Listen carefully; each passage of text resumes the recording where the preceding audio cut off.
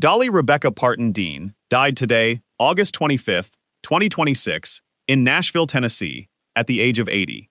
Her nephew Brian Seaver, her longtime head of security, confirmed the news in a video posted to her social media pages.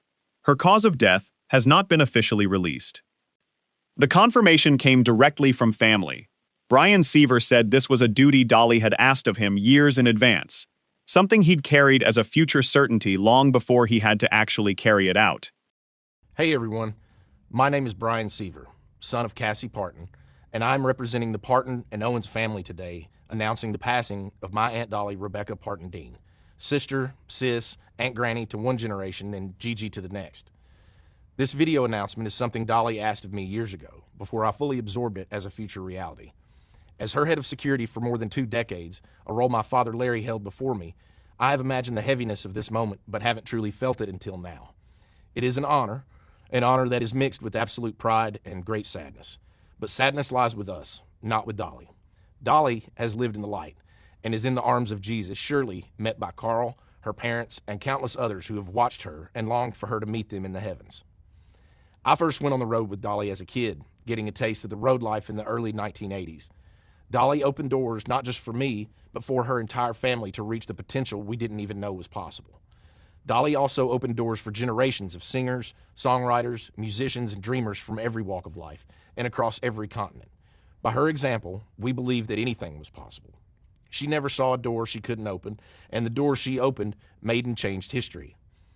My family and I have shared a lifetime of beautiful memories with Dolly, but so have you. She has always been on your television, your record player, your CD, and on your phone playlist, becoming an extended part of your family whether you liked it or not. Our family and the team she has entrusted with her legacy will work diligently to ensure her spirit will live with us forever. Dolly was a farmer, just like her daddy. He farmed the soil, she farmed songs and happiness. Dolly called me and said she wants to rest in a beautiful bed of plush cotton because after a life wearing heavy rhinestones, she finally deserves to be comfortable and have some rest. Rest in peace, Aunt Dolly, Aunt Granny, Gigi. May God bless Dolly Parton, and may God bless you all. She will always love you. The family also released this official statement on her page. I want to read this one in full. Global icon and humanitarian, Dolly Parton, known to the world as a beloved singer, songwriter, philanthropist, actress, playwright, and author, died peacefully today in Nashville, Tennessee. She was 80 years old. Dolly is preceded in death by her beloved husband of 59 years, Carl Thomas Dean, 1942 to 2025. Her mother, A.V. Lee Caroline Owens, 1923 to 23, and father, Robert Lee Parton Sr., 1921 to 2000. A rhinestone life that shone bright enough for the world to see, Dolly will forever stand as an inspiration, not only through her timeless music and prolific songwriting, but also her wit, warmth, and kindness that made us all feel like family. Dolly Parton's legacy is one of love, compassion, and resilience.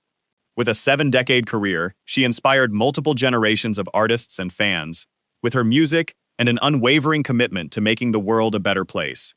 Her songs will continue to resonate with people of all ages, and her philanthropic work will have a lasting impact. At Dolly's request, a small, private service will be held for immediate family. Dolly's fans and friends from around the world are encouraged to pay tribute to Dolly on social media by tagging @Dolly Parton or by leaving a message at www.dollyparton. In lieu of flowers, the family asks for donations to be made to Dolly Parton's Imagination Library at www.imaginationlibrary.com. This didn't come without warning signs, though the timeline moved fast at the end. Dolly had been open, in pieces, about declining health for well over a year. In October 2025, after a wave of AI-generated deathbed hoax images, including one falsely placing Reba McEntire at her bedside, went viral, Dolly recorded a video, insisting she wasn't dying. She said flatly that God wasn't through with her yet. But the health issues were real. She'd been dealing with kidney stones for years. She joked once that doctors pulled more stones out of her than a Tennessee rock quarry, along with autoimmune complications. She linked the decline partly to grief. She said she hadn't taken care of herself while caring for her husband Carl during his final illness, and that neglect caught up with her afterward. In March 2026, at Dollywood's season kickoff, She told fans she'd been worn down and worn out from grief and health setbacks. In May, she postponed her planned Las Vegas residency, citing ongoing treatment. As recently as August 21st, just 4 days before her death, she gave fans a video health update. Her last known public moment came earlier this month, when she skipped the opening of a new ride at Dollywood after her doctor advised her not to travel. Now, the question I know a lot of you are asking: what actually killed her? As of this recording, the family has not released an official cause of death, but TMZ is reporting that Dolly was admitted to Vanderbilt University Medical Center in Nashville early Friday morning, dealing with kidney and autoimmune complications, and that she passed away at the hospital. I want to stress that's TMZ's reporting, not a confirmed medical cause from the family or a coroner. Until we get an official statement, treat that as the most credible detail available, not a settled fact. Central to understanding this moment is her marriage. Dolly married Carl Dean in 1966, and the two stayed together for almost 60 years. A marriage largely lived out of the public eye, since Carl famously avoided the spotlight for virtually his entire life with her. He's widely believed to have inspired her song Jolene. Carl died in March 2025 at age 82. Dolly wrote at the time that words couldn't do justice to the love they'd shared over 6 decades. Those close to her have said his death marked the beginning of her own physical decline, grief taking a visible toll on a woman who had spent a lifetime being the strong one for everybody else. The family's statement today leaned directly into that reunion, saying she was surely met by Carl on the other side. 7 decades in the business, roughly 50 studio albums, somewhere in the neighborhood of 100 million albums sold worldwide, 55 Grammy nominations, third most of any woman in Grammy history, behind only Beyoncé and Taylor Swift, with 10 wins. I Will Always Love You, Jolene, 9 to 5. Songs that don't just belong to country music anymore, they belong to everybody.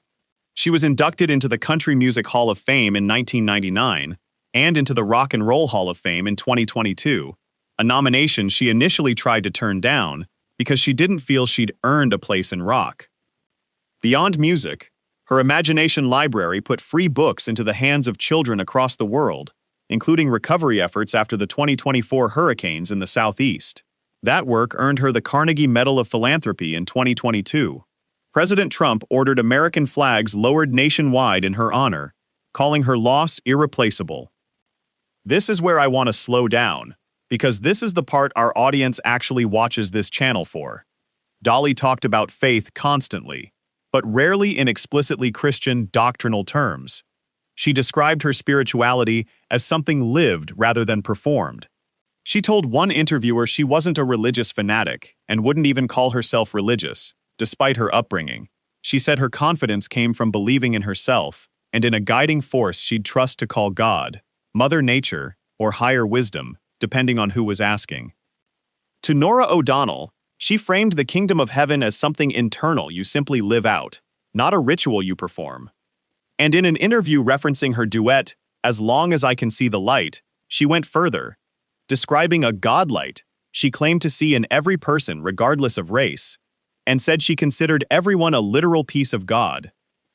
I'll let you sit with that framework yourselves. It's warm, it's generous, it's also, depending on how you weigh it against a biblical definition of who Christ is and what saving faith requires, a universalist framework, not a confessional one. That distinction matters, especially for a channel built on discernment, compassion for Dolly Parton the person, and clarity about Dolly Parton's theology aren't in conflict. We can hold both. Whatever your read on her theology, there's no denying the scale of what she built and who she was to millions of people, including a lot of viewers of this channel. Rest in peace, Dolly Parton.